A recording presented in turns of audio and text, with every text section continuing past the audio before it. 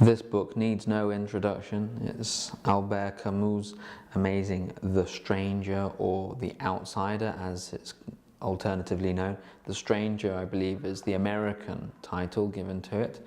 The Outsider, the British. And I think, if I remember my history correctly, the main reason for the difference is that when this was being prepared for publication in America, somebody else was about to come out with a book called The Outsider, so they went back to the original French, the French name L'étranger, which for me suits perfectly. They could have just gone with that. It worked for so many others. I mean, Les Liaisons Dangereuses works. Why not this? So this is the American translation by a fellow called Matthew Ward.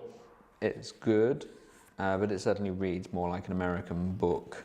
You read the first paragraph and it's Maman died today, or yesterday maybe, I don't know. I got a telegram from the home. Mother deceased, funeral tomorrow, faithfully yours. That doesn't mean anything, maybe it was yesterday.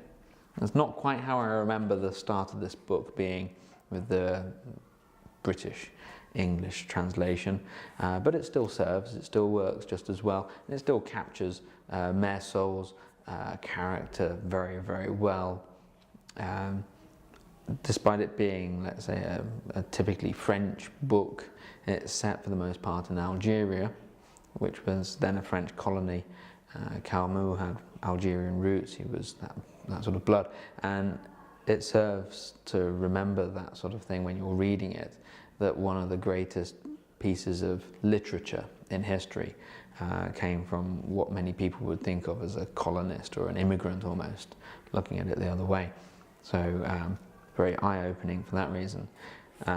It's a short read, as you can see, very short, and profound, certainly. I've read this more times than I can think, actually, and definitely 5 stars out of 5.